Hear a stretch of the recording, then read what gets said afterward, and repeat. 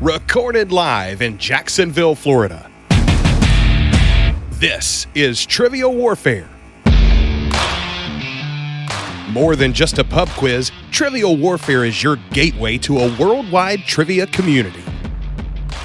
Join your hosts, Jonathan. We just described Ric Flair as Neanderthal Man and Planet of the Apes. Carmela. That would irritate the hell out. I'm like, I just want my groceries. My ice cream is melting. Ben. 4 halogens in that list?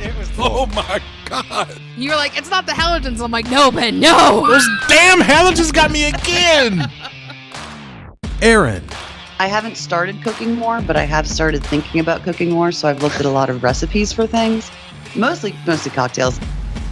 Zakia. I'm a very happy evil genius. Yeah. And Nick. For all the listeners out there, if you spend enough money, you can be where I am today. And the rest of the Trivial Warfare Army for another week of fun and games. Now here's your host, Jonathan Oakes. Hello and welcome back to another episode of Trivial Warfare. We are the podcast that takes the pub quiz out of the pub and brings it home to you. My name is Jonathan and I am here today with Nikki Bates. Hello, Nikki. Glad to be here. I'm glad you're here. I'm here today with Chris Hollister. Hello, Chris. Man, I would say it's good to be back, but I've been on quite a bit lately, and we've got some more appearances for me coming up too, so that's going to be kind of fun for me. So actually, Chris, before we introduce our guests, talk to me about this a little bit. So, are you back? Is this a thing now? This is a Michael Jordan coming back with the 45. Yes. No, I would absolutely not consider myself Michael Jordan at all. But yeah, I pulled Jonathan aside. Jonathan and his beloved, amazing fiance, Sarah, had a lovely dinner party a couple weeks ago. And I pulled Jonathan aside right before we left and just said, the cool part about hosting trivia over the last year is I've fallen back in love with trivia again. I love it. I enjoy hosting it. I've enjoyed playing it. I've enjoyed the response from it. And I said, Jonathan, would you mind too terribly if I start being on the show more and more often now?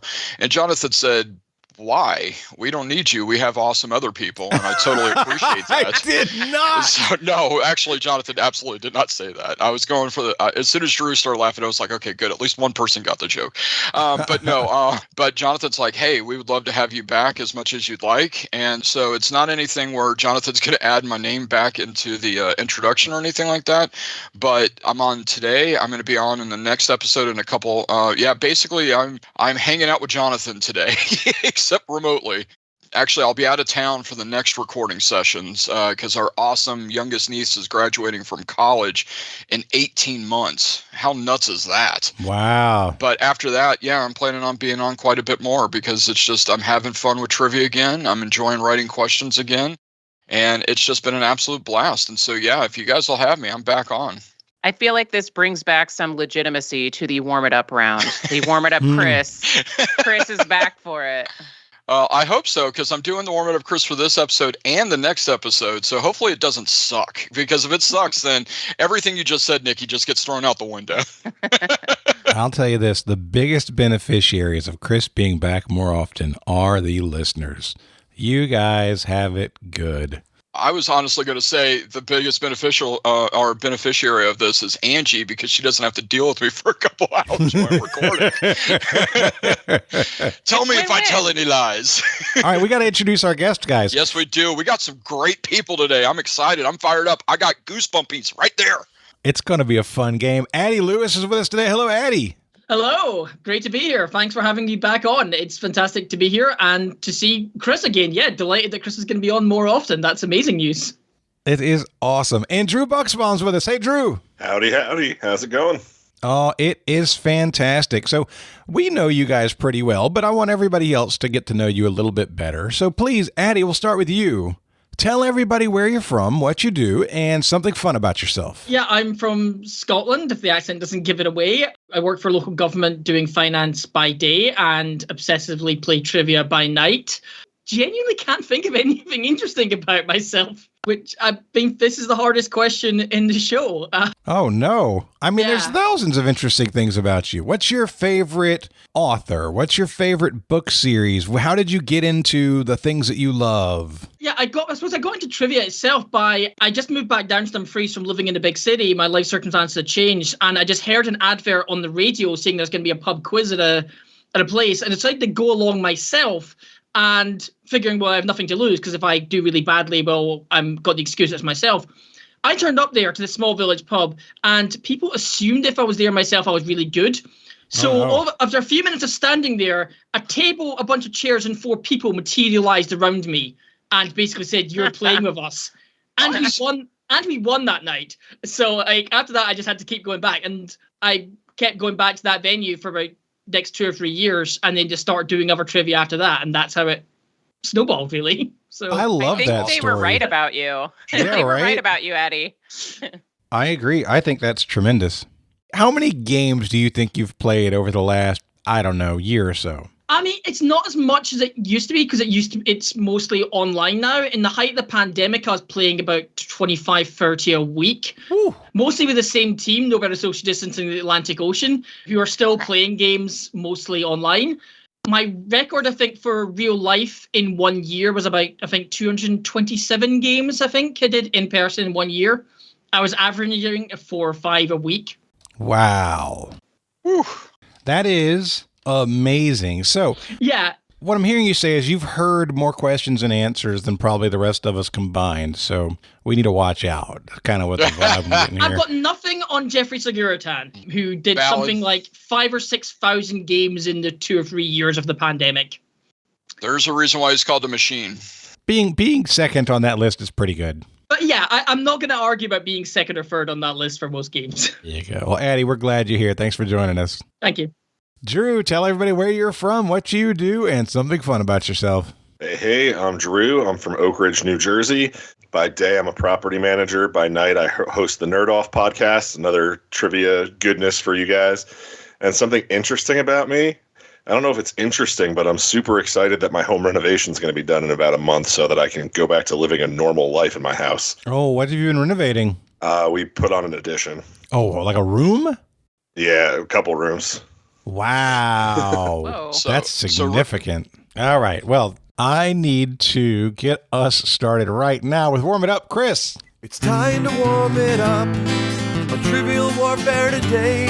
And there's only one person who can warm it up for the TWA, and that's Chris. And sometimes Jonathan. Your Warm It Up Chris question of the day is brought to you by me, Chris Hollister. Today, I'm going to give you 3 movie characters, and I want you to tell me the actor that played all 3 of them. Okay, got a little tri-bond action. Little Love that. tri-bond, yeah, because you know how much I like the tri-bonds. Mm-hmm.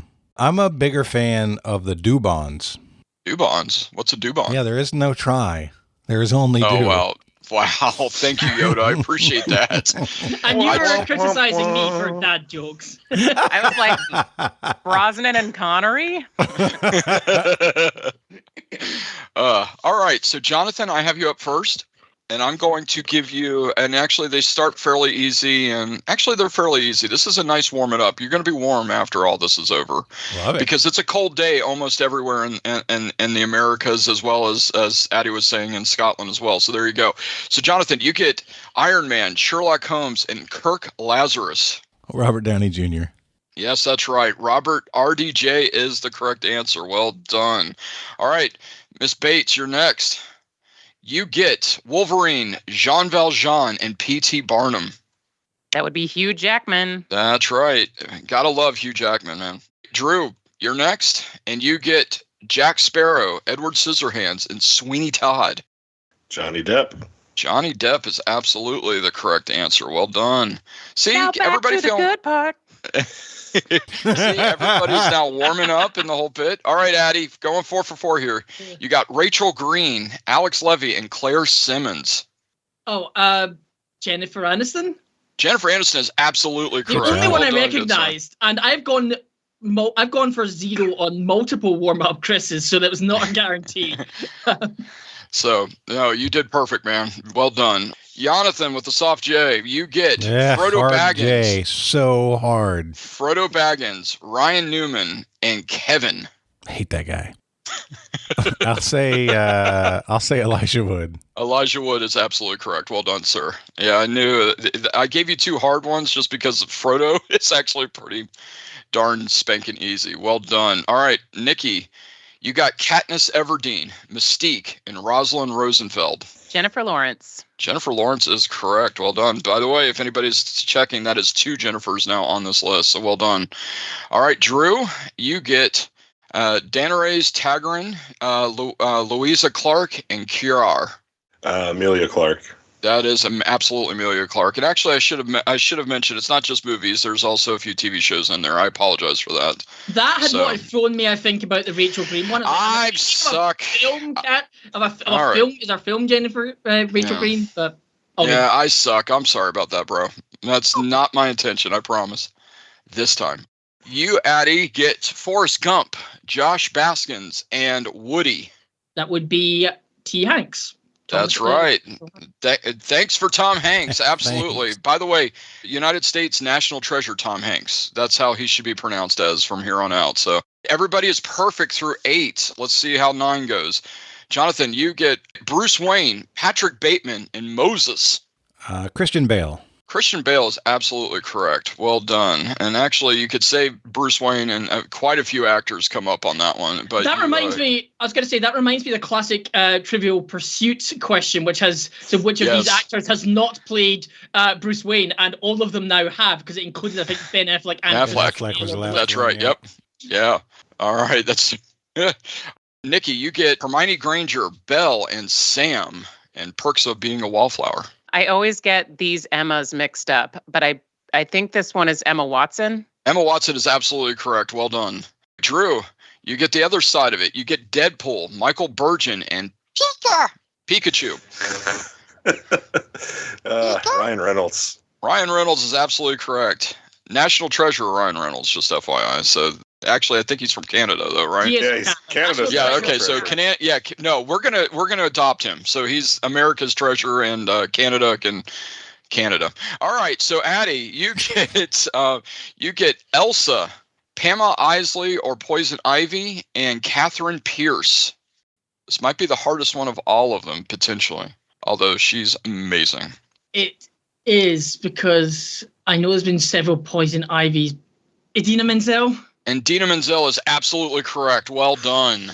Does she do the voice of Poison Ivy on something? Is that what it is? Yes. Yeah. On the Harley Quinn cartoon series, which is absolutely filthy and dirty and absolutely hysterical on HBO Max. I didn't think that Uma Thurman was in Frozen. So actually, hold on. Poison Ivy. No, I don't think that's the one, even though I have it as Harley Quinn. I think anyway, but she did play Harley Quinn on one of them. So Jonathan, by the way, perfect through 12. Well done. Jonathan, we got Walter White, Hal, and Ned Flanders in a voice cameo. I don't ever remember this guy's name. It's the Malcolm in the Middle dad. I don't know his name. Come on, park it, Jonathan. You got this. It's just a basic white guy name. Wow. Just pull it, Jonathan. I don't think I have it. No, I don't have it. Would anybody like to help Jonathan out? Bryan Cranston. Bryan Cranston. Bryan Cranston. Bryan Cranston is correct. And by the way, just a fantastic comedic actor. That dude, I think, could do no wrong. And dramatic. By the way, he can do dramatic stuff really well as well, yeah. Basic white guy name is a pretty good trivia team name. Oh, that's not bad. Our average white band. What is the band? What is the Scottish band? Yeah, they do the Picking Up the Pieces. It's a classic funk song, actually. Average White Band. Yeah, that's it. Okay. Anyway, Nikki, I'm getting off all over the place. Okay, Nikki, you get Don Draper, Buddy Calhoun, and Gabrielle. Do you need a towel? What? What did I miss here? I'm so glad it wasn't me that said it. What did I miss here? Everybody else heard what you said, and they're like, wow. You said you were getting off all over the place. Oh, Lord. Speaking of which, I believe it's John Hamm. John, he went ham on that thing. What am I going to do? Yes, John Hamm is absolutely correct. We're getting off the rails here. Anyway. It's an After Dark episode recorded at 10 in the morning. We're going off the rails on a crazy train, thanks to Jonathan here. Okay. Thanks so to Drew, me. You're the one getting absolutely. off. Whatever, man. Okay, Drew, you get Black Widow, Charlotte from Lost in Translation in Major, and Ghost in the Shell. Scarlett Johansson. Scarlett Johansson's absolutely correct. Well done. All right. And Addy, you have Spider-Man, Arvin Russell, and Nathan Drake. Oh, who did Nathan Drake? That's what. Loads of people done Spider-Man, and yes. I cannot remember who. He's a young guy. They're all young guys. They're all young guys, yeah. Yes. Let's see. And this is the MC. How about this? I'll say it's the MCU Spider-Man. Would that be more helpful for you? Sure. Give it. Tom Hollander. Tom Holland is absolutely correct. I will give you, as I say in my trivia shows, you don't have to spell it correctly. I just have to know what the heck you're talking about. And my man, I know what you're talking about there. So well done. Jonathan, your last one is Michael Scott, Gru, and Brick Tamlin. Steve Carell. Steve Carell is absolutely correct. Oh, Brick Tamlin, you are hilarious. I love that guy. I love Lamp. I love Lamp. All right, Nikki, you get Bruce Wayne, Jason Bourne, and Mike McDermott. Actually, that's incorrect. We are going to throw that out. I'm going to give you another one and throw another one in there. I apologize for that. I don't know why that got... I must have typed in something wrong. Is this an Affleck-Damon hybrid? It really is, actually, yes. I totally screwed that up. So my apologies. All right, actually, I'm going to give it to you because that's 100%, yes. Yes. They're like kind of the same guy. I merged them. Damon was in the dressing room. Goodwill Hunting. Goodwill Hunting. Yeah, they're basically the same person anyway. Pretty much, yeah. So I'm giving it to you and not changing anything up for everything else just because that was perfect. And we're just going to put in the notes here, Chris's screw up. No, there you go. This is like the Matt Damon stuck on you, but he's stuck to Matt Ben Damon. Affleck. All right, Drew, I'm going to try to get out of this a little bit better. You have Hannibal Lecter, Odin, and Pope Benedict XVI. Sir Anthony Hopkins. Sir Anthony Hopkins is absolutely correct. Well done, my friend. All right, Addy, I'm not just, for the most part, you're going for perfection here for everybody here as a team. That's not true. I missed one. But Nikki helped you out, so we're counting that as a win. Addy, you get Wonder Woman, Giselle Yashar, and Shank from Ralph Breaks the Internet. Oh, he did Wonder Woman. Wonder Woman. Spider-Man. If anybody remembers that skit. I've not seen the DC Universe ones, and I cannot remember who played Wonder Woman. I'm sorry. She's a real All right, gal. who do you want to tag in, Addy? Oh, actually, or Jonathan will just tell you the name. Or Jonathan. I was just saying she's a real gal. That might help. Oh, nice. Yeah, and I know who that is. It's Gal Gadot. It's Gal Gadot, yeah. Gal Gadot is absolutely the correct answer. Well done, everybody. Well done. Okay, and so that is your Tri-Bond warming up, Chris. Hopefully you feel a little more warm today. You know what? Warm. Truly, excuse me. Truly. Not awake, but not awake at all. It's so convincing when you're telling how great the round is while I'm yawning. Good job, Chris. I was going All to your say, moms. truly, I needed that warm-up because at the beginning of that, I was having a hard time with the most basic names, and by the end of it, I was like, no, okay, I got this. Now my brain's kind of getting into gear here. This is a positive note. All right, cool. So thank you, Chris. Good job. All right, y'all. This is going to be episode number 510. That means we are on the main feed. Big thank you to everybody listening. If you love what we do, we want you to have more of it. You can go to trivialwarfarearmy.com, sign up to be a sergeant or higher to get access to a bunch of old awesome episodes in the archive. And if you sign up as a lieutenant or higher, you start going into the accrual process to come on the show someday. So, really encourage you to do that. We'd love to see you here. And today's matchups. It's going to be Jonathan and Drew versus Nikki and Addy. Chris is hosting, and it's time to play the game. Players. Oh, yeah. Y'all know what time it is. This is Mr. Literature himself, cordially inviting you to the game. This is 6 rounds of trivia goodness. 3 questions per round. Every right answer gets you 10 points. In the middle, we'll take a pause for the cause and ask a midpoint question worth up to 20 juicy points. After round 6, you can wager any or all those points you've been building up and take a shot at the final round. It's a series of theme-based questions we call the Gauntlet. It's just that easy, baby. But this game ain't gonna play itself, players. Let's get it on. As you probably know, because you've listened to the show, the last show I was on, I had a pretty easy gauntlet. Kind of got thrown under the bus a little bit because of that. So I'm not going to lie. I ramped it up a little bit today. Scott Barber gave it a 7 out of 10 and the hardness factor. So we'll see how that goes. All right. But that's all right because we're on round 1, question 1. And your category is in America. America.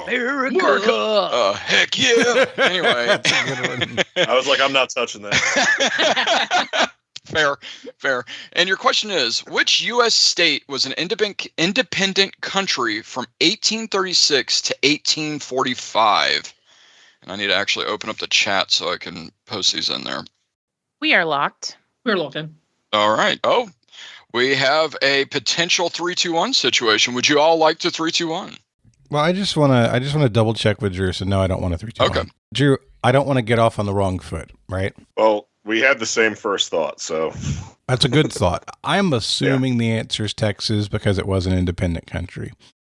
I know that there were some other states that were trying to do an independent thing or like another thing. Like, didn't Tennessee have Franklinville or something as a planned country?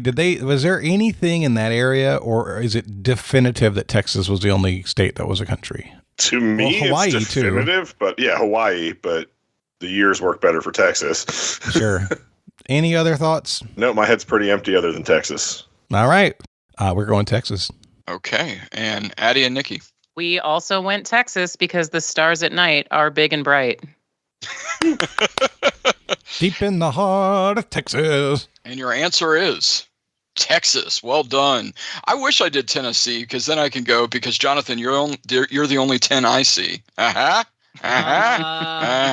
you go. I dare you exclude Nikki like that. Yeah, right. Thank you. She's a married woman. I didn't want to do that. That's not cool. That's no frios.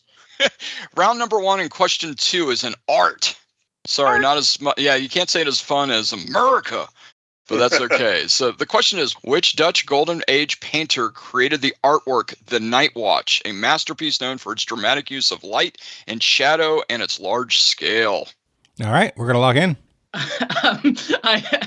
We are also locked in thanks to my sorry, Nikki, your answer was amusing and I see why you suggested it, but for several reasons your answer wasn't in fact correct. I think you agree with me that The Night Watch, which has the extremely long title, was Rembrandt.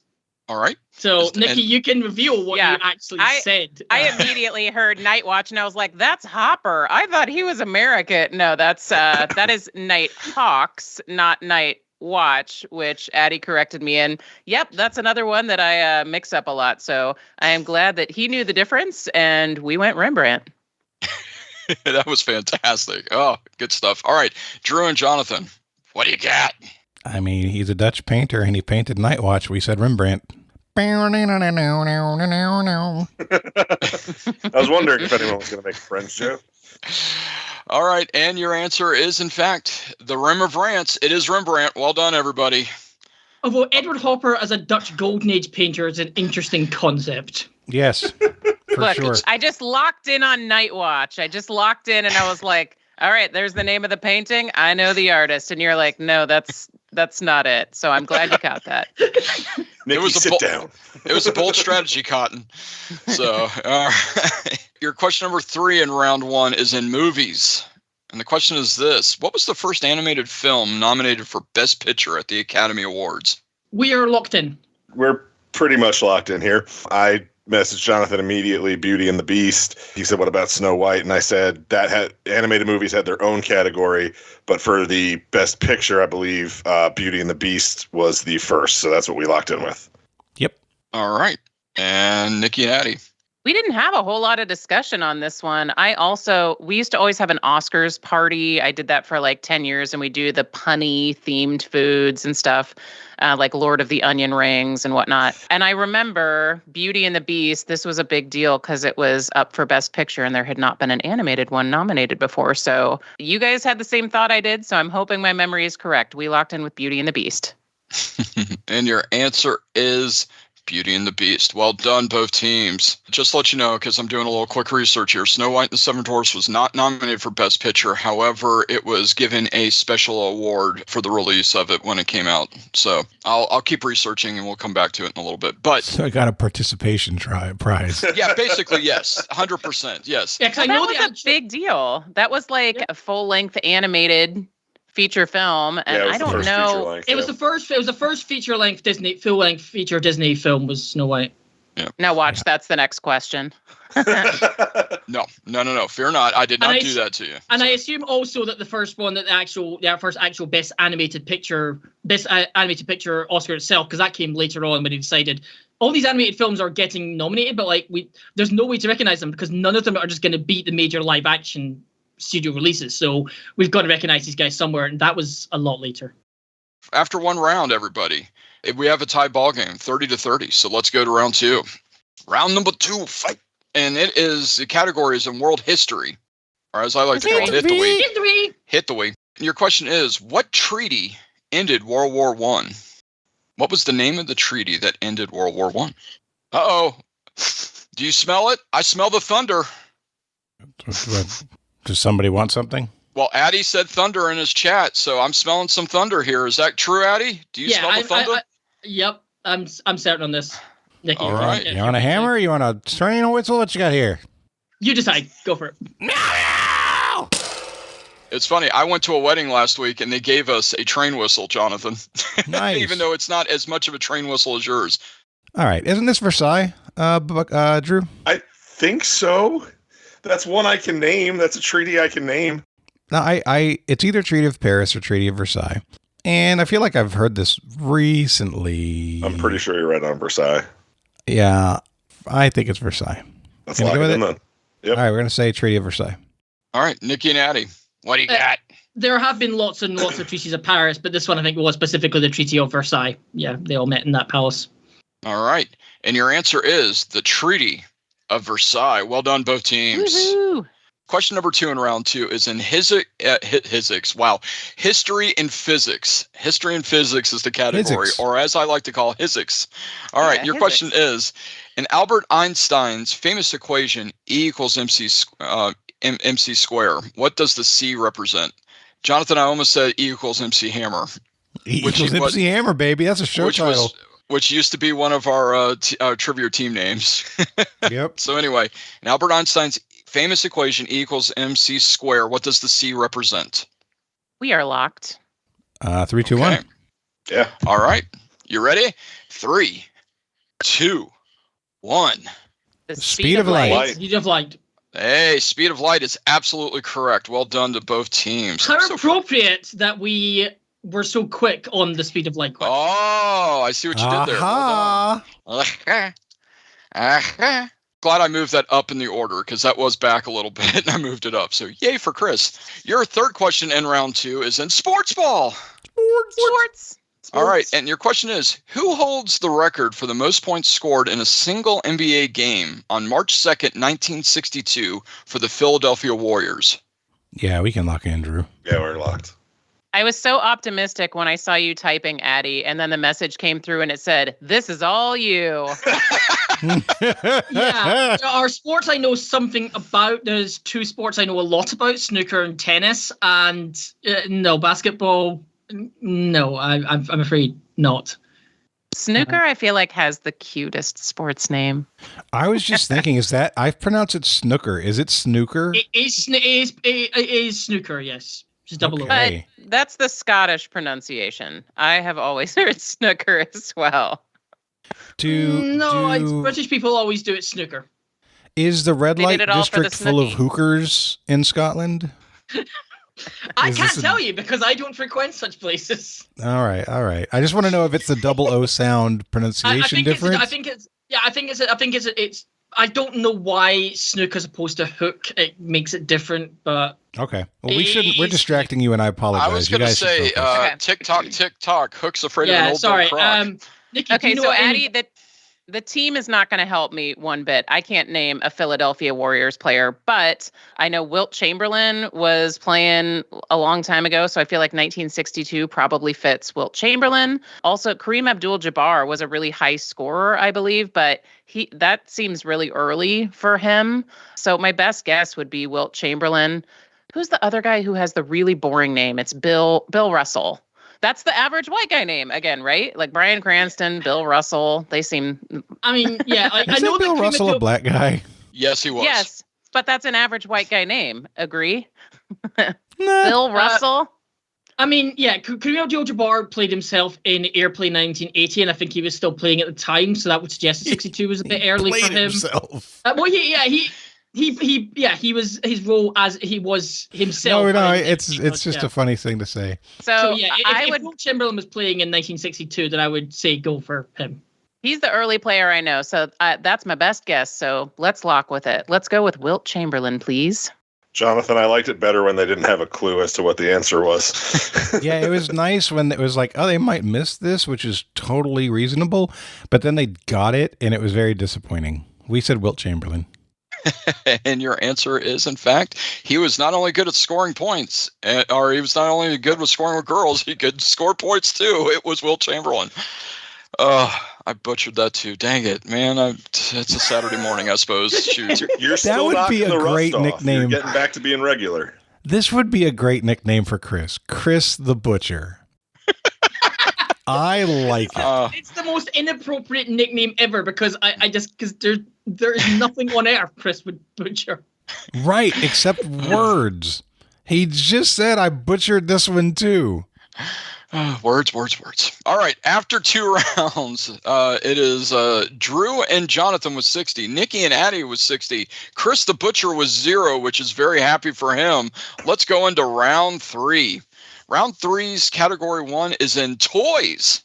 The question is, in 1997, Tiger Electronics released what interactive robotic toy that became a massive craze with over 40 million units sold in its first 3 years of release? Okay, we're locked. So, Nikki and Addy, you could talk it out. Well, we've been brainstorming on electronic and robotic toys. So we both immediately thought of Tamagotchi. I think that was probably a little bit earlier. And that's not really a robot. That's more electronic. Furby is another one that was really popular. I know they even parodied that on The Simpsons. Yeah. I'm trying to place what year that Furby was a big deal. Furby was definitely around then. Tamagotchi I know was too because I remember having them in my last year or two of primary school, which was 96 to 97 or 97 to 98 because in Scotland primary school was the first 7 years. So I was in primary school until 97 to 98. I definitely had Tamagotchis then. But that might have been like 96. That might have been the year before. You can place it that close. That's good, but it's not really robotic. I don't think that the Tamagotchi really counts as a robot, and Furby was definitely around about the same time. And now I'm still thinking about all the disturbing YouTube parodies and things like the Furby Orchestra, the Long Furby, the various Terminator Furby mashups. The Furbinator. Yeah, the fact Phineas that Furby and Furby is banned from military bases because of it accidentally recording military secrets. I feel like it's the blue hell? No way. Nobody brought a Furby to a military place with secrets. Something else. The fact that they can record things that might not be Furby. There was a toy that was banned from military bases because it could record human speech and so could have picked up something that it shouldn't have and it made the Talk Boy. Teddy Ruxpin. The Talk Boy was also electronic, but not robotic. And the other one that I brought up that was a huge craze and could be considered robotic, I tried to type Tickle Me Elmo. My phone put Tickle Me Emoji, but Tickle Me Elmo is what I was thinking of. The year fits about right, too. So I don't know. I like Furby or Tickle Me Elmo. I think I'm leaning Furby, but yeah, I could what go are you either feeling? way. But we said Furby first, and I'm good with going Furby. I need an answer. Okay, we're locking in with Furby. And Drew and Jonathan.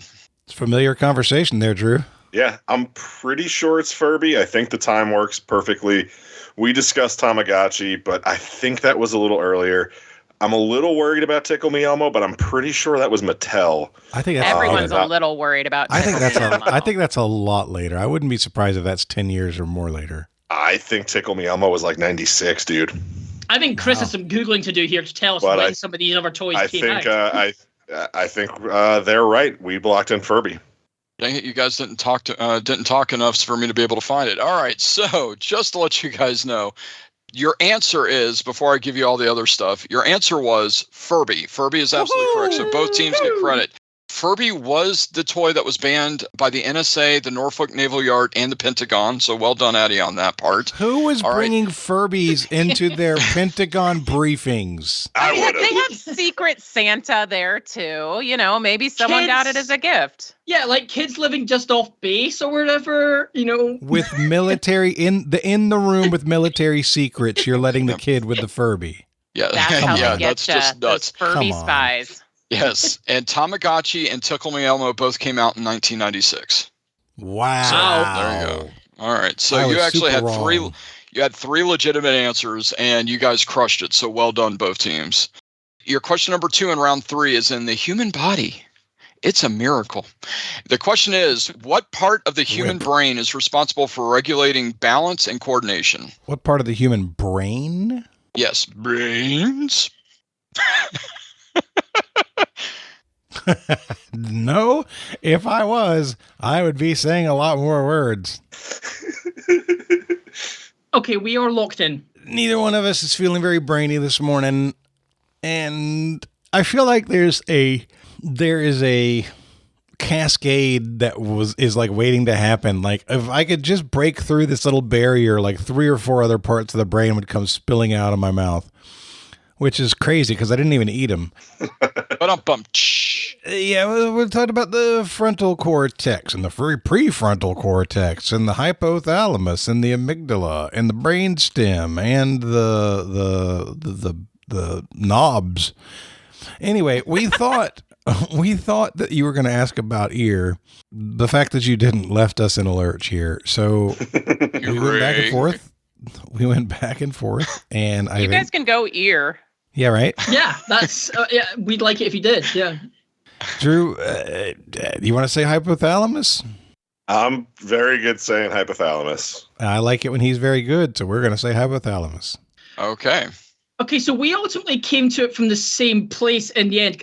We were naming bits of the brain, same as you guys were, but I was trying to think of an episode of Futurama in which the main character, Fry, is inside his own brain, miniaturized, attacking parasites with a sword. It makes sense in context. Trying to expel them from his brain. And he is trying to get rid of the parasites by damaging bits of his own brain by attacking them. And he's on a sort of platform the parasites are created, and his great uncle shouts out to him, no, if you attack that bit, that's the bit that controls balance and regulation and that stuff. And I think that's coordination. And hand-eye coordination. And when he attacks it anyway, he then starts flailing all over the place. And we think that's the medulla oblongata. I also think that this is a likely Chris answer, just because I think he would like to say the words medulla oblongata, because he watched The Waterboy or something recently. Yeah. I did, as a matter of fact, just 2 days ago. However, that's the incorrect answer. So your answer is the cerebellum. The cerebellum. Oh, I did name it. I named it. You both did. That's the best part. You both said it. The first answer you both said about the brain, both teams said it the first time and then ignored it the rest of the time. The hypothalamus controls the endocrine system, the pituitary gland, processes other activities of the autonomic nervous system. Okay? So then we go back to the medulla oblongata. Hold on. Atomic nervous system? Did I say that wrong? I probably said that wrong. Hold on. So automatic. Automatic, yes. Okay. I was just like, I don't want to say atomic nervous system. That doesn't feel good. So Can you tell me which part of the brain are the answers hiding in? Because I would really like to locate that quickly. Hey, look, The I've ear. asked you guys 8 questions so far, and you've only missed 1 out of the 8, so I think you're doing pretty good. Thank you very much. And you we pulled missed Wilt the Chamberlain. same one. So That's true. So anyway, and the Abdullah Oblongata, and I who knows didn't if pull Wilt Chamberlain, but a lot of people did. I don't think Drew's ever been more proud of you, Nikki, until right now. Damn.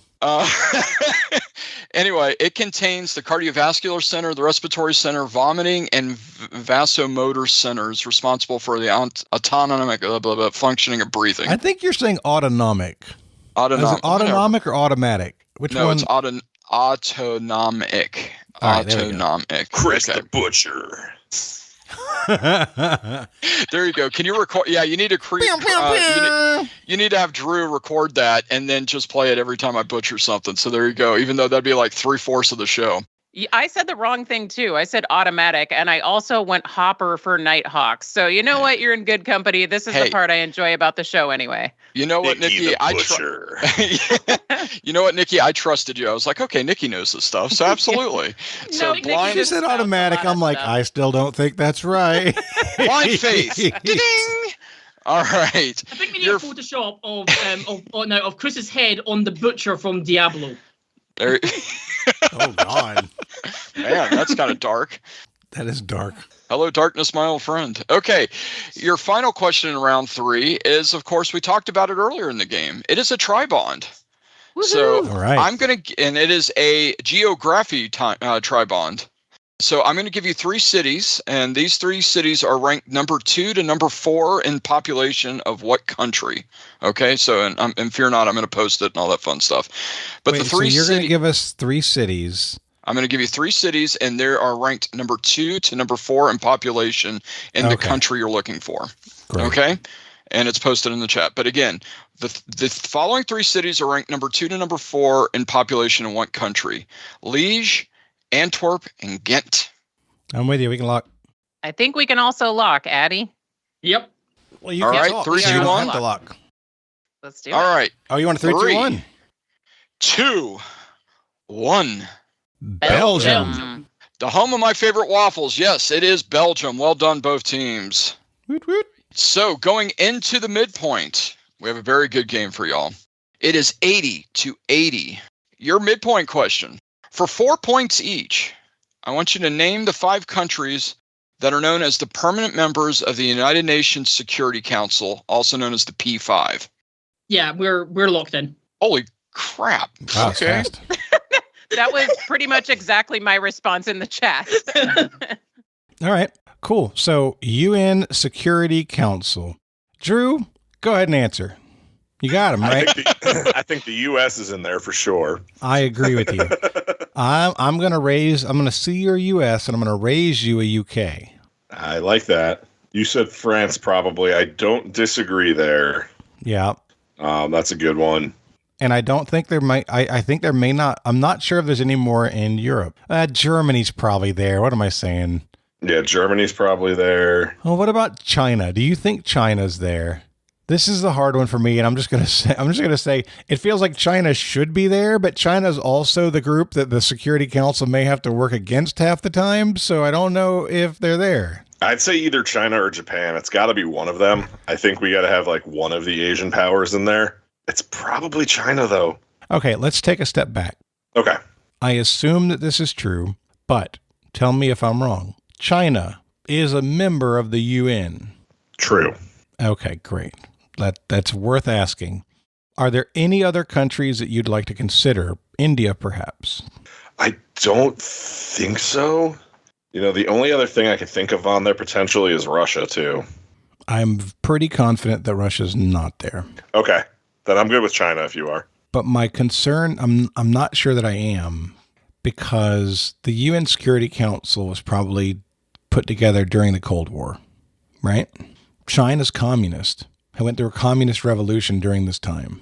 So are you adding communist China to your UN Security Council during a time when communist Russia is doing what they were doing? I don't know if these member nations jump around, if they change, but I am. Yeah, right. They absolutely. China listens to House of Pain for sure. Chris started doing the dance, and we all instantly knew what he was doing. I don't know. Do you want to definitely go with the the three major European powers plus U.S. for 4 of them? I mean, I think that's as good as anything that we're going to get. Yeah. Okay, so we're definitely saying U.S. We're definitely saying U.K. We're saying France. We're saying Germany, and now we're picking between China, Japan. I don't think India's there either, honestly, and I don't think Brazil or Argentina are there. I don't think any African countries are there. You want to say China?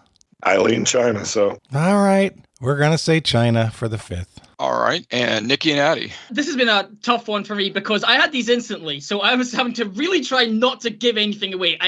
I do not have a good poker face. In answer to your question, Jonathan, they don't jump around because this is the permanent member. So they're stuck in place. These are the 5 that are always here. It is France, the UK, the USA, and the 2 that are...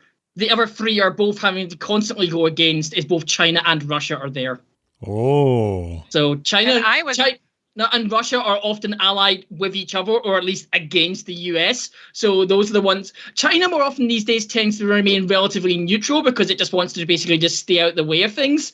But obviously Russia and the US forever conflict. And so, yeah, Germany is, for some reason, not actually. Probably because when this was set up, Germany was split at the time. So Germany was still East and West, and so still split between communist and the Western. And they didn't end up reorganizing things after the reunification. Yeah. That's my partner with all the flavor. And consider me China for that question, because I was just staying out of the way. So we did get China. We missed Germany. Well, wait, we don't know. Chris hasn't revealed. Chris hasn't given the answer answers yet. But yeah, our answers are France, UK, USA, China, Russia. Now, I will say that one team got 100% correct, and I will say that one team got 1 wrong.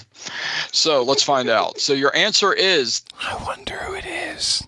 I'm so excited. the United States of America, the United Kingdom, France, China, and your final one is Russia. Good job, Addy. Really good job. That was impressive. And as I think Nikki said it right, because holy bleep. Yeah. It was just like, and he got it like that. So good job, Addy. Wow. All right. Pay enough attention to the news, God help me, that I know that these things come up. Because like if it was being designed today, if it was being designed today, would the British really deserve that much power on the council? And probably not, whereas Germany probably would. But, maybe so. There you go. So going into the second half, we still got a fantastic game. Not tied anymore, however. Addy and Nikki have taken a slight lead with 100. Drew and Jonathan have 96. No, it's not a fantastic game. It's all over. Drew, I don't know how we could possibly come back from this. I think we dogs and cats living together, mass hysteria. Fine, we'll try. Just be cool. You are 40% of a question down. You can come back from this. Round 4, question number 1. You know what time it is. It is time for Chris Destroys a Hit. Yeah. Yeah, let me talk to you. Yeah. So your question in Chris Destroys a Hit, this song got to number 22 on the U.S. Billboard charts. The song to this day continues to be popular in movies like The Royal Tenenbaums, Made in Manhattan, and The Muppets. I want you to name this 1972 hit song by the following lyrics that are found in the second verse. Mama looked down, he spit on the ground every time my name got mentioned. The papa said, "Oi, I get that boy. I'm going to stick him in the house of detention." And I'm posting it right now, and I'm going to tell it to everybody in here. So, again, the song got to number 22 on the U.S. Billboard charts. The song to this day continues to be popular in movies like The Royal Tenenbaums, Made in Manhattan, and The Muppets. Named as 1972 hit song by the following lyrics. Mama looked down and spit on the ground every time my name gets mentioned. Papa said, "Oi, if I get that boy, I'm going to stick him in the house of detention." I'm going to pull a Jonathan here and take my headphones out for a bit while I try and get it into my head. So I'll be available on chat. Yeah, Drew, I think that's it. Okay, then we're locked. We're locked. All right, We're Nikki, locked you in. and guys Addy can talk it out. Ooh, I'm trying to think of something that would fit 1972, and I think I've seen all of these movies, so nothing's sticking out to me from the songs in those movies. Yeah, I've maybe seen the Muppets, but I definitely haven't seen the other two. I'm really bad on music. I don't think it's the Rainbow Connection. I'm just going to throw that out there. They don't like this guy. They spit on the ground when his name gets mentioned. He's going to get that boy and he's going to stick him in detention. It's bad Leroy Brown. No, that's not it. But it's some guy. They don't like him. So it's got to be sung by a male, right? Presumably. Well, yes, presumably. Yeah. Unless it's like a female that's dating a guy and they don't like him and they don't like her for hanging around with him or something. But I get the feeling this is about a guy. Yeah, that's more likely a guy. And sung like a guy. Sung by a guy. I mean, I can't think of any songs from the Royal Tenenbaums. Yeah, we're struggling here. I think the lead may be switching. Honestly, my best guess right now is Bad Leroy Brown, which I have very, very little thunder. I have zero thunder on that. But that is a plausible answer. It's a plausible answer, which is more than I have, so I would say go for that. I mean, unless it is House of the Rising Sun, which vaguely fits the thing, but I can't remember what the lyrics of the second verse are. No melodies coming into my head. Okay. All right. So which one would you like to go with? Bad Leroy Brown or House of the Rising Sun? You can choose. Go Bad Leroy Brown, because I'd rather trust you over me. All right. Got you locked in for bad Leroy Brown. Jonathan and Drew, what was y'all's thoughts? Drew, I'll try to sing this if you want. You can go for it. Always try. All right. This is gonna be terrible, but Mama looked down and spit on the ground every time my name gets mentioned. My papa say, "Oh, we're gonna get that boy. I'm gonna stick him in the house of detention. I'm on my way. I don't know where I'm going. I'm on my way. Find a way. Taking my time. Goodbye, Rosie, Queen of Corona. It's me and Julio down by the schoolyard." And your answer is the Paul Simon classic, Me and Julio Down by the Schoolyard. Well done, Drew and Jonathan. Sorry, Nikki, I was never getting that. That's not my stuff at all. And Drew pulled that pretty quickly, I might add. So very nicely done, Drew. The lyrics hit like instantly. Mm-hmm. I grew up on Simon and Garfunkel, so Paul Simon is definitely one of those that are deep in my my music repertoire. So let's go into question number 2 in round 4, and it is in movies. Well done. And your question is, which 1985 Harrison Ford film was the first to be inducted into the National Film Registry in its inaugural year, despite being a box office failure at the time of its release? We're locked in. Okay. Oh, why would you do that to us? No, that's great. Shush. Okay, so you said witness with lots of exclamation points after you figured out that was in your head. That's the only thing I can remember from around that time. Why would Witness be the first film ever inducted into the National Film Registry in its inaugural year? Don't know. That doesn't seem reasonable. I would just name the film I was trying to think of, and I got there. But I don't have good logic for it. Was he in Good Morning Vietnam? I don't think so. I'm seeing him in a military uniform, in green army clothes, with a sidearm in my head as a young man. Is this just your fantasies? Maybe. I mean, you can't knock me for that. Nope. I honestly don't know. For it to be the first inducted in its an inaugural year, it's not, Chris, it's not the first one ever in the film registry. It's the first one to go in its inaugural year. That's correct, yes, sir. Okay. Despite being a box office failure. This, to me, National Film Registry, I feel like it's going to be something political. Maybe. Or something deeply historical. But I don't think it's an Indiana Jones movie. I don't think it's a Star Wars movie. Those are too good at the box office. I know there's other films I'm forgetting from this time period. Yeah, for some reason, like Harrison Ford's career just is all Indiana Jones in the 80s for me, and then he jumps into things like Fugitive and Air Force One and that kind of stuff as he gets older. Was there like a Wall Street movie that he's in where he's like, I don't know, some kind of trading movie? 30 seconds. Okay. I don't know that 30 seconds is going to get us anywhere. You never know. Pull a Jonathan. I'm trying. Son, I guess we're going to go Witness. At least it's in that era. Yeah. Okay. All right. We're going to guess Witness. All right. Nikki and Addy? Okay, so we've ultimately gone with my first instinct. There's a few that could rule out. Star Wars, I know Return of the Jedi, I think was 83, so that would be too early. I think the military one you're thinking of is Apocalypse Now. He was the general's adjutant in the briefing where the Martin Sheen character is told to go after Kurtz. That was when it was a really early one. We talked about the Indiana Jones ones. We weren't really sure on the timing of them.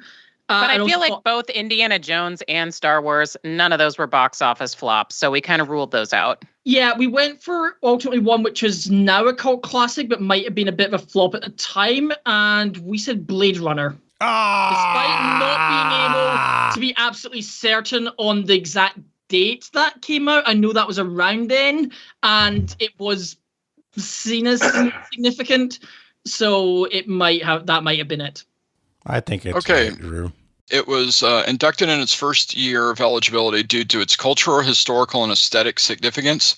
The film was recognized for groundbreaking visual effects and its influential dystopian portrayal of the future and its enduring impact of science fiction genre and popular culture. Your answer is Blade Runner. Woo! Yes. Nice job, Addy. Thank you. So there was one year, circa like 2000, I loved Blade Runner, and I dressed up as Pris for Halloween, which is Daryl Hannah's character. She has like the black band across her eyes. Mm-hmm.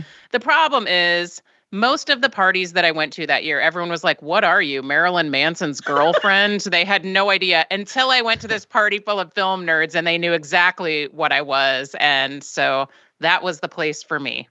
I have to acknowledge, I have yet to see Blade Runner. As much of a science fiction fan as I am, I've yet to see that movie. So one of these days I'll see it. Just haven't. It's one of Uncle Chip's favorites. So I would have sworn that was earlier, but that was a great pull, Addy. Thank you. We didn't even name it, man. We didn't even name it. I thought you did name it. I thought we didn't. If anybody had said Blade Runner in my hearing, we would have locked in immediately because it was a flop. I was waiting for you guys to say it because I figured like if you guys said it, you would have thought, oh, hang on, yeah, that's got to be it, which would have been more certain than we were. We were more like, well, we can rule out lots of other things, and that one was around then, and we can't rule it out at least. This is a great question, though. I've heard trivia questions about this movie before, but it's always involving do androids dream of electric sheep? I have not heard it in this context, and that was a great question. I didn't know about that, but it makes sense that because a flop being inducted into the National Film Registry, you wouldn't think that you would do that, but it makes sense because they still recognize, well, okay, yeah, it did bad at the box office, but it still has a lot of intrinsic value as a film, and its later cult classic status has proved it. Yeah, so much so that it made a sequel. All right, everybody. So your final question in round 4 is in Earth Science. Science! Earth! Well said, sir. Well said. And the question is, what group of rock-forming aluminum tectosilicate minerals comprise approximately 60% of the Earth's crust is the most abundant in the planet's outer layer? You pronounced tectosilicate right, Chris. A+. Oh, Chris, non-butcher. Give me a sec, Addy. Chris, I do just want to make sure that I'm understanding the question, and I'm going to ask the question out loud so everybody else can hear it too. You're asking for a mineral and not an element, or you don't want us to know that? No, I'm asking for I'm asking for a group of rock-forming minerals. So yes. Okay. All right. I've had to reword this question about 4 times, so I think I did it right the last time. Based on what Chris just said, I think I am ready to lock, Addy, if you agree. I'm happy to lock in. Yeah, that sounds good to me. Okay, we are locked. All right, Drew. I don't know. I'm just staring at our chat waiting for you to come up with a miracle. I don't have a miracle. I'm just like, 60% of the Earth's crust, that's probably iron, right? No, he's looking for a aluminum tectosilicate mineral, which is not an element, so iron is straight out. Rock-forming aluminum tectosilicate minerals. Granite, perhaps? Granite is not an element. Damn it, granite. But is it a rock-forming aluminum tectosilicate mineral? Yeah, sure, why not? Then let's go with it. We're going to say granite. Okay. Man, nobody. Don't take our answer for granted, by the way.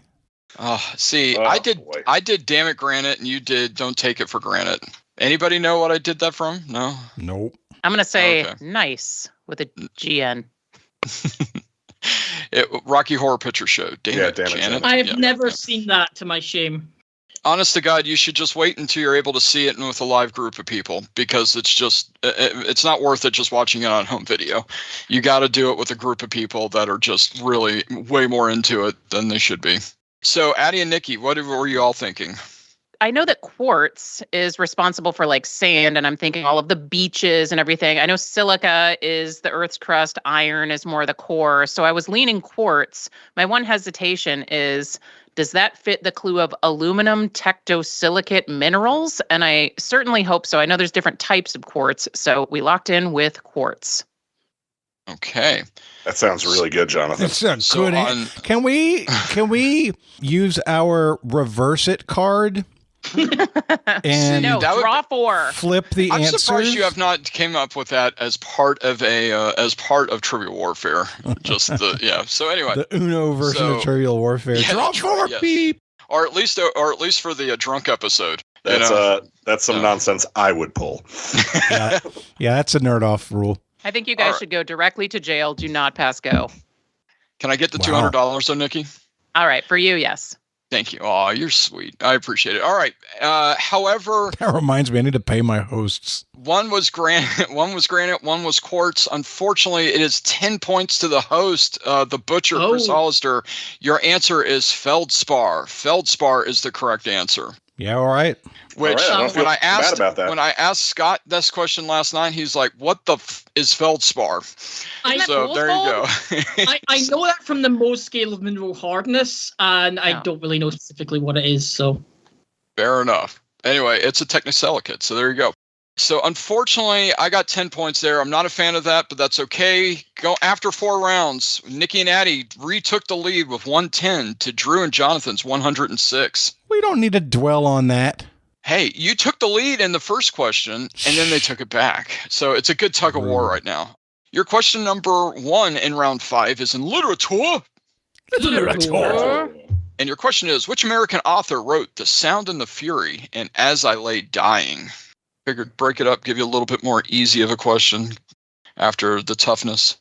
Drew, is that as high as you go is 85%? Because I've seen you answer that a few times. Well, I'm scared. If it's not Batman or Star Wars, you're not going to get me at 100% probably. Okay, fair. All right, we'll lock in. Okay. With Drew's 85%? Yeah, I think like if this was a normal quiz, I feel like I would just be shouting out the answer, and I'm pretty certain I'd be right. Okay, Addy said Faulkner, and that sounds good to me. I was just rolling it around again, trying to think if anything else jumped out at me. But Faulkner seems right to me, especially for Sound and the Fury. So Sound and the Fury, I'm pretty sure that's William Faulkner. So, but what do they signify, Addy? I don't know. I've never actually read any of his books. Sound if we and get being this furious wrong, at sound. Yeah, if we get this wrong, you're going to hear some Sound and Fury from over here. I was just making a Shakespeare joke. Gone way over my head, sorry. All right, you want to lock in with it, Faulkner? Yeah. We're locking Faulkner. Locking Faulkner. All right, Jonathan and Drew. I mean, we both suggested Faulkner quickly. For some reason, and we went with Faulkner. Oliver Wendell Holmes' name is in my head for some reason around the words Sound and the Fury. I don't know why. I don't think he's related to them at all. But it bothers me. We said Faulkner. All right, I'm checking for your Oliver Wendell. Don't worry about it. I don't think there's a relationship. One time long in the past, you were probably answering a trivia question that was multiple choice, and Oliver Wendell Holmes was one of the answers. I don't believe that is what it is. All right, so your So your correct answer is William Faulkner. Well done, both teams. I think we were both at the risk of overthinking that question because of the previous question. Yeah. So even though Chris explicitly said this is an easier question, which indicated we didn't need to overthink it, we all said the right answer and then started questioning ourselves. So it's a trap. It's a trap.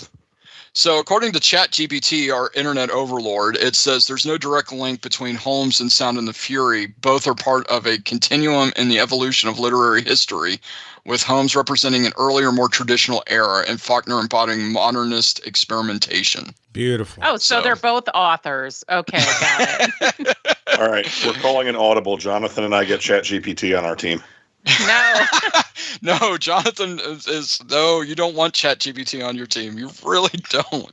The next question is, how do you eat spaghetti with your hands? The next question, the question after that is, where is the location of the rebel base? Where is John Connor? That's right. Your second question in round 5 is in sports ball. Sports.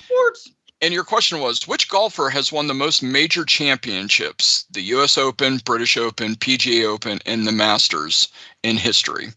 Well, lock. Okay. Yeah, so Drew, my only concern is that this is a tricky question and that it's actually that all of these are also majors in women's golf. Because I could see like Annika Sorenstam have won. It's not, because that would be the LPGA, and the PGA Open is one of the tournaments here. Great. Okay. That's why I was asking, do they have a PGA championship? Because if the wording is different than it. Yeah, I just caught that. So yeah. Okay, great. Then it's Nicholas. Yeah. All right, we're going to lock in Nicholas. Addie and Nikki? We tossed out Woods, Nicholas, and Sam Snead, and I said, please be impressed that I remembered that Sam guy's name. Golf clap for Nikki. Golf clap, yes. Thank you. I feel good because we've got a Scott on our team. And we went, okay, well, this isn't snooker, but we went Nicholas as well.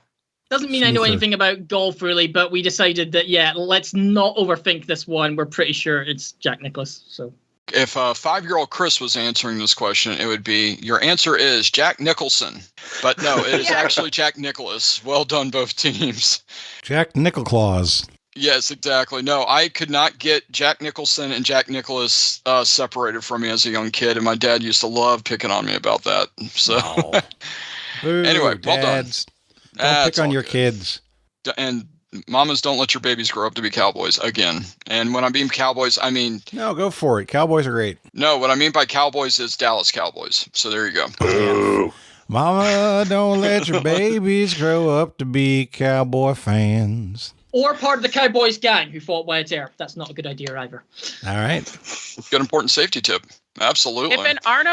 If an Arnold Palmer is lemonade and iced tea, what is a Jack Nicklaus? Whiskey. Winner. I'm going to say whiskey with a handful of loose change. Oh, boy. Wow. All right, next question, Chris. I'm just so dang proud of Nikki right now. I mean, fighting through COVID and punch that out of the ballpark right there. It's got to be better than a Milky Steve. And at least you get change. You could maybe help pay for your next one. So your question number 3 in round 5 is in classical music or music. And the question is, composed in 1822 and famously known as the Unfinished Symphony, which classical composer wrote Symphony number 8? We're locked in. Why you got to do that? No, it's good. It's better to talk. All right, so they're locked in. 1822. I'm terrible with dates when it comes to classical, right? Same. Here's a thought.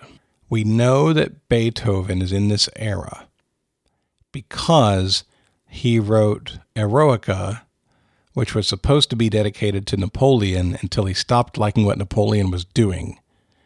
And that Napoleon's era was 1800 to 1815-ish. So that's a great way to stamp a time on it. And I think Eroica was like a fifth or maybe a third or a fifth symphony or something like that. Yeah. Beethoven was my first and only guess, but I don't have any kind of thunder behind it whatsoever. I think Mozart is earlier. I think Bach is earlier. I think Tchaikovsky's later. It's not Liszt or Handel or any of those guys. I like Beethoven, dude. I think your gut is onto something here. I think he's a great dog. Oh, he is a good boy. He's a good boy. All right, we're going to say Beethoven. Okay. And Nikki and Addie. We said Beethoven. Yeah, we didn't really read too much into this. We knew that he's around about that time. He had all the symphonies, and we just hoped that there wasn't a Beethoven's ninth. Said that, yeah, we just said Beethoven. Dun, dun, dun, dun. Both teams said Beethoven. Your answer is Franz Schubert. Yeah, I was worried about that, but would I have pulled Schubert? Probably not. Yeah, no. I mean, 20 years ago, I think I knew it, but not now. Yeah. So after 1, 2, 3, 4, 5 rounds and a midpoint, again, fantastic game going on here. Nikki and Addie with 130. Jonathan and Drew with 126. Oh, come on, Drew. Yes. Got to get that lead, man. Germany was your downfall. Trying. Your round 6 question number 1 is in science and TV. Science. TV. Televisiones. There you go. And it's an opportunity for a little bonus points. Bonus brigade! Bonus brigade! Your question is this. In Breaking Bad, what 3 chemical elements are represented by the title of the final episode, Felina? Felina. I want you to name 2 of them, please. For bonus points, 2 bonus points. Name all 3. I think we're locked in, Nikki. Yep. Yeah, we're locked in.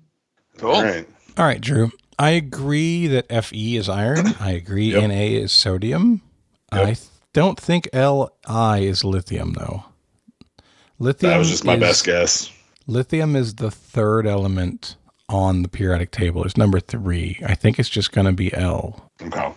I don't know that for sure, but the fact that it's up high, all the other ones up that high are just one letter. What other L elements can you come up with? Lithium. Not lithium. Lithium. Lithium, yeah. Lichtensteinium. Mm-hmm. If there were 4 elements that started with an L, you could do a midpoint called elements and ask for all 4 of them that start with an L, and that's a genius category name. Putting that in my back pocket, even though Jonathan's going to go research it right now. Yeah, no, I'm not. I can't think of any other elements that start with an L. Neither can I. It's too bad you're not in the other chat. They're helping you out. Yeah, I see Addie sitting there chuckling to himself. I guess we're going to go lithium, dude. All right. Works for me. All right, we're going to say Still think it is. Iron, lithium, and sodium. Okie dokie then. All right, Nikki and Addie, what were y'all thinking? Oh, it represents, in a metaphorical sense, blood, sweat, and tears. Iron and blood, and sodium, and so salt, etc. It is iron, lithium, and sodium. There's actually at least 5 elements that begin with letter L. Really? Yeah, lawrencium, livermorium, lead, and lanthanum would be. Lead. We forgot lead. Lead. We didn't get lead. Well, that's PB. So. But in this case, it would have been great if you led with it. It would have been better if it was all like livermorium and crap. I would have felt better about it. Lead. The look of relief on both of your faces as soon as Addie said lithium, you guys both just like slumped in your chairs in relief. It's also an anagram of the word finale. So that title as an episode works on multiple levels. But yeah, it's iron, lithium, and sodium. Addie, you're killing me, man. My flavor text just like a fart in the wind, gone. Fart in the wind, gone. Yes, I actually wrote this question for Scott Barber because he is such a big fan of the Breaking Bad. But your answer is iron, lithium, and sodium. Well done, both teams. Basically, the chemical elements, the makeup of that little blue drug that they were making in that TV show. So shout out to my girlfriend Holly Axtell, whose cat is named Walter after Walter White from Breaking Bad. So, and who is a little terrorist of a cat. Okay, calling out her cat. That's. I thought you just shout out to meth. I was gonna say that's not really a bold strategy there, Cotton. So. Chris is like, this is this little blue thing that they're making. I have a horrible habit of not watching the finales of shows, which just horrifies people. So I loved Lost, never made it to the end. Loved Breaking Bad, and everyone says, oh, Breaking Bad has the best ending. Yeah, still haven't seen it. I've watched just about every episode but the finale. So someday I'll watch that and get the payoff. I've only watched 2 episodes of Breaking Bad. I know I need to get through it because it's such an iconic show, but it's also just very dark, and it's just... Why would you force yourself to watch something just because it's popular? Because I have a lot of people, and also I have a lot of friends that I value their opinions, say that it's a very good show, and so... But I haven't gotten there yet. Well, no, I understand that. It can be very good and still be bad for you. So that's valid. Gotta stay on top of that cultural zeitgeist, Jonathan.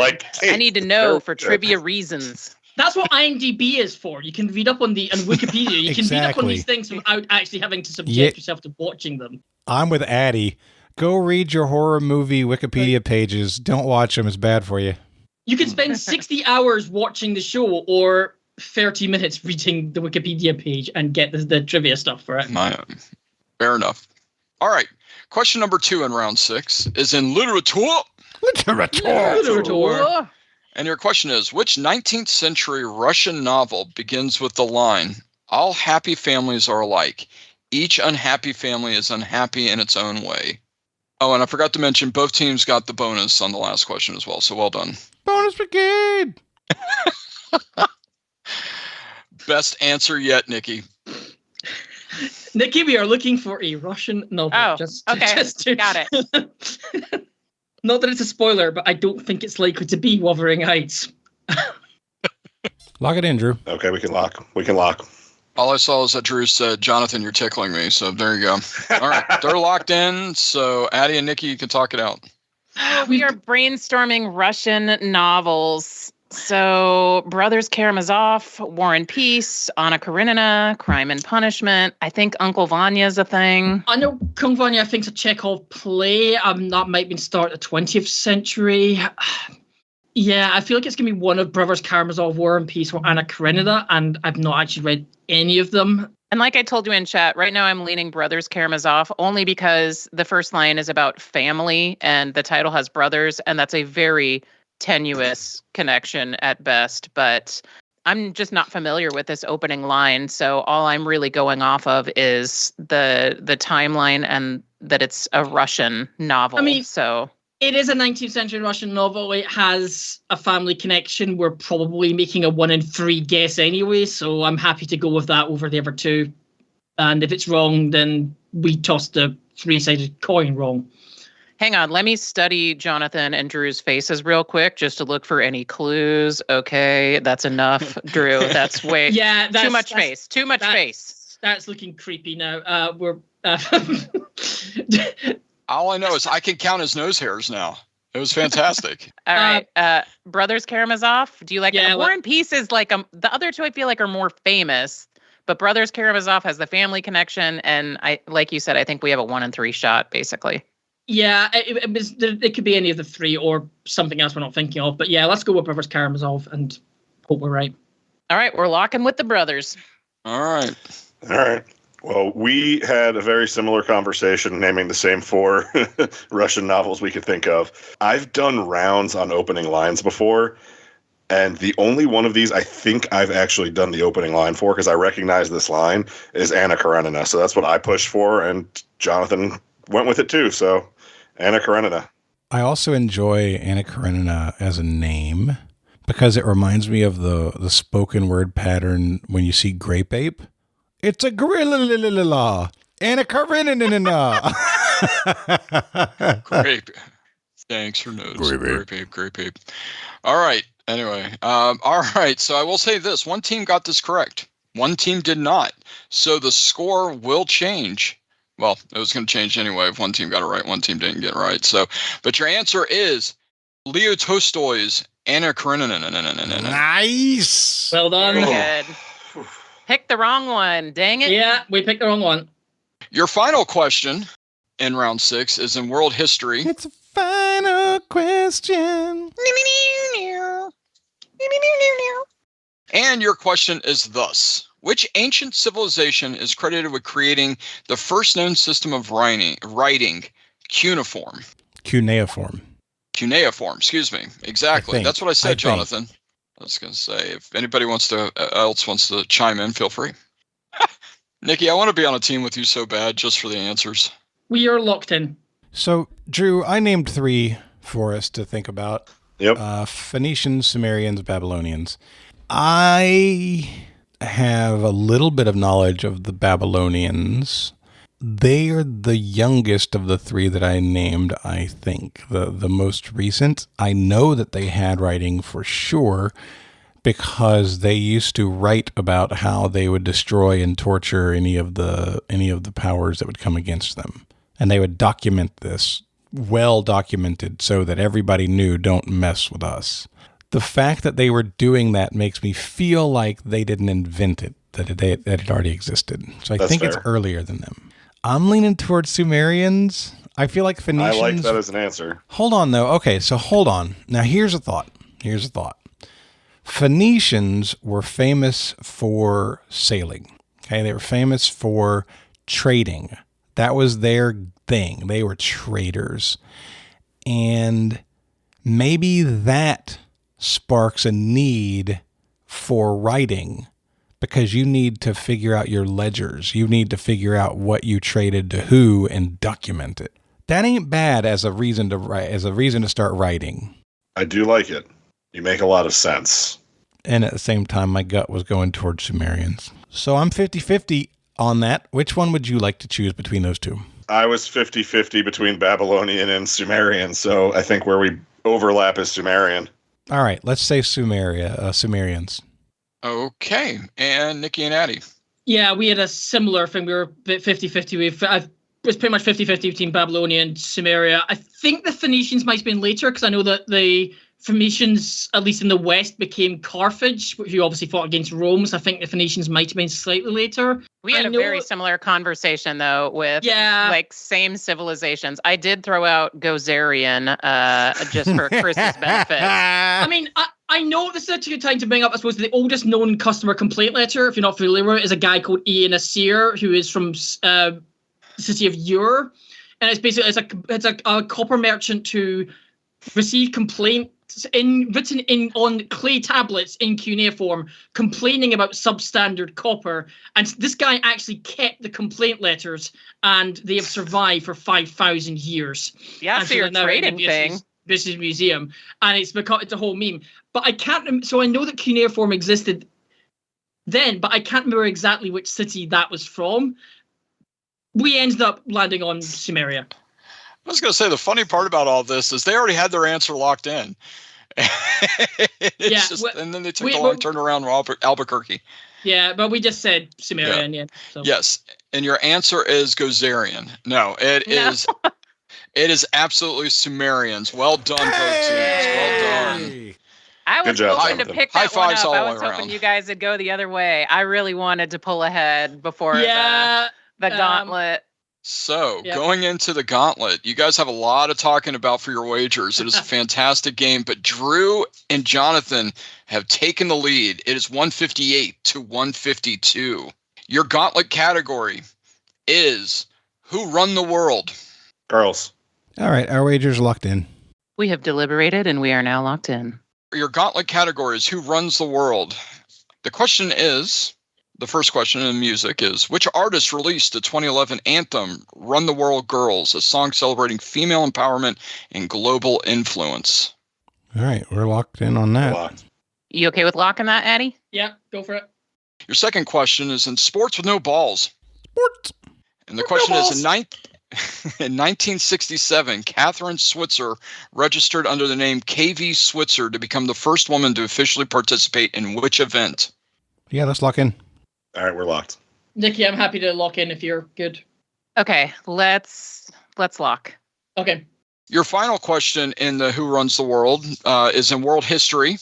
And the question is, which 12th century queen ruled as both the Queen of France and the Queen of England, played a key role in the Second Crusade, and was the mother of 2 English kings, including Richard the Lionheart? And it's in the chat now. We're locked in. Okay. If you have listened to my past episodes, my strategy with royalty historically has been name a dude and a number. So my strategy for this would be name a woman and a regnal number. I really should be better on these than I am, but Eleanor of Aquitaine was married to a French and an English king.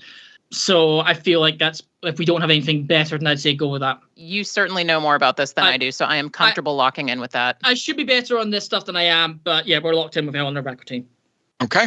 So let's go over some answers. So I made the first question pretty easy, just to kind of get you guys warmed up in the gauntlet. So let's see how it goes. So the first question was in music. Which artist released the 2011 anthem Run the World Girls, a song celebrating female empowerment and global influence? Drew and Jonathan, what were your thoughts? Wasn't much thinking. We both just said Beyonce pretty instantly. All right, fair enough. And Nikki and Addy? I believe Drew was singing this as you named the category. Who Run the World? Girls? That's Beyonce. That is Beyonce. All right, fair enough. And your second question in the gauntlet, sports with no balls. In 1967, Catherine Schweitzer registered under the name KV Schweitzer to become the first woman to officially participate in which event? Nikki and Addy, what were you thinking? I remember seeing a historic picture of a woman running in a marathon. She's wearing like a sweatsuit, and they're trying to pull her out. And I think that is who you're talking about right here. I think that's Catherine Switzer. Couldn't remember which city, but we went with the New York Marathon, if we need to be that specific. If we don't, we went marathon.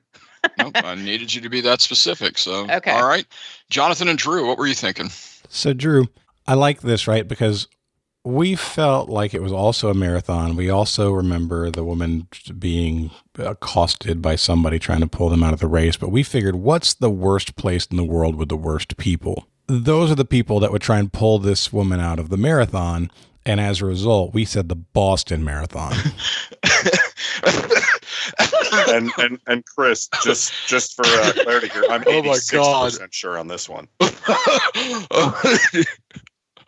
Well, you seem to have broken Chris with that. Okay, for those of you who need to write letters, that is Jonathan Oakes. I repeat, Jonathan Oakes at trivialwarfare.com. Thank you. All right. Oh, gosh. Not my email address. I appreciate that, Chris. All right. Your final question in the Who Runs the World, it is in world history. And the question was, which 12th century queen ruled as the Queen of France and the Queen of England, played a key role in the Second Crusade, and was a mother of 2 English kings, including Richard the Lionheart? Jonathan and Drew, we're starting with you. Really concerned about this answer because I confidently locked us in with Catherine of Aragon. And it was only after Addy said Eleanor of Aquitaine during his discussion, I was like, oh crap, have I mixed these two people up?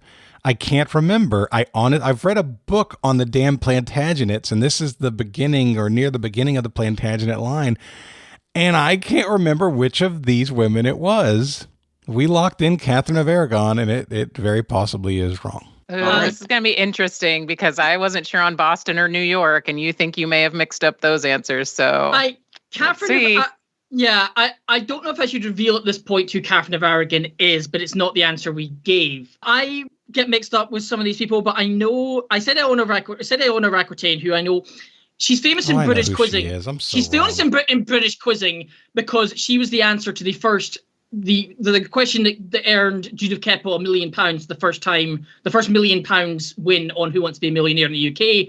The answer was basically which king was Eleanor of Aquitaine married to, and the English king was Henry II, who I know came before Richard the Lionheart. I think that because she was of Aquitaine, she was also married to a French king as well. So we said Eleanor of Aquitaine. And you're right. Catherine of Aragon's freaking Henry VIII's first wife. She is. And my brain absolutely just transposed that name where Eleanor's name should have been. And I'm very upset about it.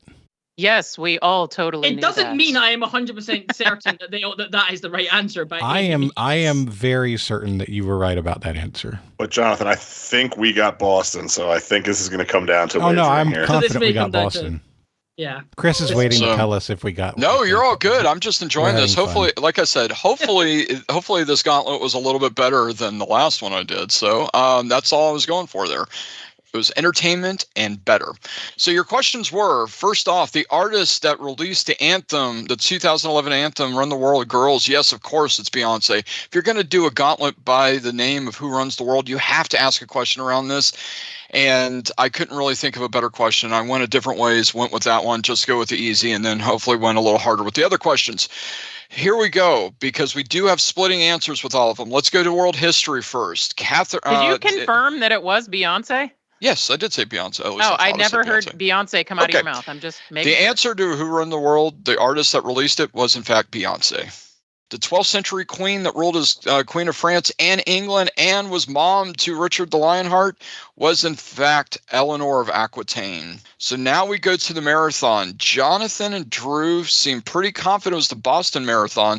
Nikki, a little nervous with the New York Marathon. Let's find out who had the correct answer.